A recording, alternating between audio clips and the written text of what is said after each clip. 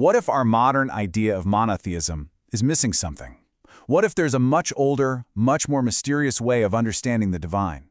We're about to dive deep into a vision of God that embraces both unity and plurality, one that seriously challenges our typical assumptions, and you'll see how this hidden stream of thought flows right from the ancient Jerusalem temple into the very foundations of Christianity. Okay, so here's our game plan. We're going to start with a pretty wild historical puzzle involving a writer named Dionysius. From there, we'll become detectives, searching for clues right in the Hebrew language itself. Then we'll explore angels and unpack two really powerful ancient metaphors, divine light and cosmic music. And finally, we'll bring all the pieces together to solve the puzzle, uncovering a lost world of what we might call temple mysticism. All right, let's kick things off with a real mystery. Our story begins with this enigmatic figure from the 5th century who's come to be known as Pseudo-Dionysius. Now, his writings about angels and the whole heavenly setup were incredibly influential in Christianity for centuries, but they also sparked a massive, massive fight that blew up during the Reformation. So, for hundreds of years, everyone just assumed this Dionysius was the Dionysius from the New Testament, the one converted by the Apostle Paul in Athens. That gave his writings some serious authority, right? It was like having a direct line to the very beginning. But then, fast forward to the 16th century oops, scholars figure out he actually lived centuries later. And for the reformers, this was a bombshell. They basically said, okay, this isn't authentic early Christianity, this is a corruption. It's Christianity all mixed up with Greek Platonism. And just listen to how strongly Martin Luther felt about this. It is intense. He wasn't just saying, hey, we got the date wrong. He was saying this stuff is straight up dangerous. In his eyes, this whole complex system of angels and mystical theology wasn't Christian at all. It was an import from pagan philosophy, a kind of virus that had infected the faith and needed to be purged. But, and this is the big question that drives our whole exploration, what if the reformers were wrong about the source? What if it wasn't Greek philosophy at all? What if Dionysius was plugged into something much, much older, something from deep within the Jewish tradition itself, an authentic but mostly forgotten stream of temple mysticism? That's the possibility we're going to chase down. Okay, so where do we even start looking for clues? Well, our first stop is fascinating. It's hidden right inside the language of the Hebrew Bible, in the most important word of all, the word for God. So check this out. The main Hebrew word for God is elohim. And here's the kicker. Grammatically, it's a plural word. It's kind of like the English word fish. You can have one fish or you can have many fish. The word is the same.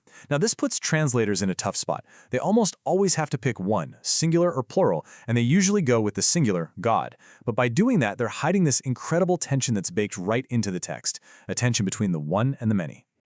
And you can see this tension perfectly in the creation story. The text says, God, using that plural word Elohim, said, using a singular verb. But then what does this God say? Let us make mankind in our image. Suddenly, we're talking in plurals. And then, bam, the very next verse flips right back. So God created mankind in his own image, singular again. It's this incredible dance between singular and plural, all in the same breath. And this isn't a typo, you guys. This is reflecting a whole different worldview.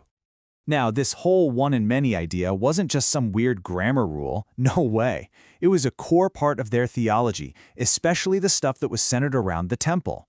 The idea was that the one, singular Lord could absolutely show up as a group, as multiple beings, and the most common way this happened? Through angels. The story of Abraham's visitors is a fantastic example. The text is, well, it's deliberately fuzzy. One minute, Abraham is talking to the Lord. The next, he's talking to 3 men. So which is it? For ancient readers, this wasn't a problem at all. They got it. The historian Josephus just says it was 3 angels. Later Jewish tradition even names them Michael, Gabriel, and Raphael. And early Christians, they saw it as a preview of the Trinity. But do you see the common thread? The one can appear as the many. It was a perfectly natural idea for them.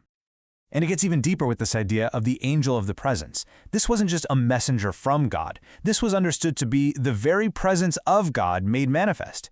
The Greek translation of Isaiah even spells it out, saying it was not an ambassador nor an angel, but he himself. And this wasn't just abstract theory. The priests in the Jerusalem temple believed they were literally serving alongside these angels of the presence, that they were part of this heavenly court right there on earth. Okay, so how on earth do you even begin to describe a reality like this? It's a huge mystery, right? Well, ancient thinkers didn't use dry, abstract philosophy. They used powerful, tangible metaphors. And the biggest one, the most central one, was fire and light. The 2nd century Christian writer Justin Martyr gives us this brilliant analogy. He's trying to explain how God can beget a son without being diminished. And his answer? Fire. Think about it. You can take one candle and light 1,000 other candles from it. Each new flame is its own real flame, right? But the original flame isn't lessened at all. It hasn't lost a thing. It's just a perfect picture of how the one can extend itself into the many while remaining perfectly one. And this fire imagery isn't some new idea Justin Martyr came up with. Not at all. It goes way, way back, right into the heart of the temple visions. Just listen to Ezekiel's description of God's throne. It's not some calm golden chair in the clouds. It's a whirlwind, a dynamic, terrifying, living storm of fire, a collective of fiery beings that look like burning coals and flashing lightning. The divine presence isn't a single point of light. It's a blazing, unified multitude. So what does this all mean?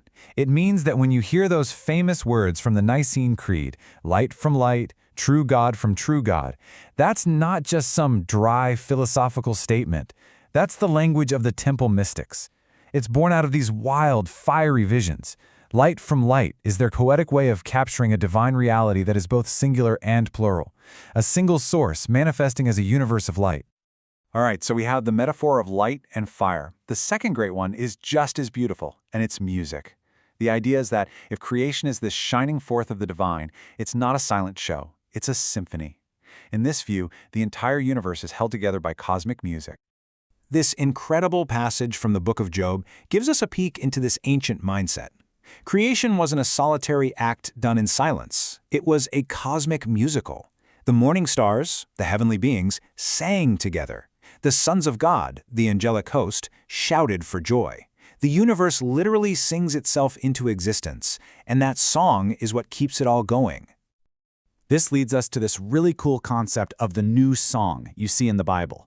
Now, new here doesn't just mean a tune you haven't heard. It means a renewing song. The idea was that sin and chaos had thrown the universe out of tune. So worship, especially the music in the temple, was an act of cosmic repair. Singing this song was a way to retune the universe and fix its broken harmony. And the very first Christians saw themselves as carrying this tradition forward. You have Clement of Rome, right at the end of the 1st century, telling the church to sing, as it were, with one voice. And he didn't just mean, hey guys, let's all get along. He meant they should consciously imitate the unified chorus of the angels, participating in the music of heaven to help heal and restore creation. Okay, so let's take a breath. We've talked about the plural name of God, the angelic presence, the metaphors of light and music. Now let's take all of that and bring it full circle, back to the puzzle we started with, the writings of Pseudo-Dionysius. Now, this is super important to understand. Within ancient Israelite religion, there were basically two competing traditions. On one side, you have the temple mysticism we've been digging into. It's all about direct visions of God's glory, the fiery throne, angelic armies, the whole shebang. But on the other side, there was this other major tradition, a reform movement that was very different. It stressed that God is heard, not seen. It shied away from all that visionary stuff. And guess what? That second tradition is the one that mostly won out, and it largely wrote the first one out of the main story. So now, let's look at Dionysius again with this new lens. Suddenly, it all just clicks into place. His ideas about hierarchies of angels, divine light, and cosmic choirs, the very things Martin Luther dismissed as Greek philosophy, are actually a direct continuation of this lost world of authentic Jewish temple mysticism. The source wasn't Athens. It was Jerusalem all along. This mystical tradition never vanished. It just flowed underground, right from the temple into early Christianity, where it survived. And so this is the question we're left with. Rediscovering this ancient perspective does way more than just solve a historical puzzle. It offers a new way to read familiar scriptures, a new way to think about the divine itself. It invites us to move beyond a static, singular idea of God and toward a vision that is far more dynamic, more mysterious, and frankly more beautiful. A vision of the one infinite source who is also a glorious, harmonious many.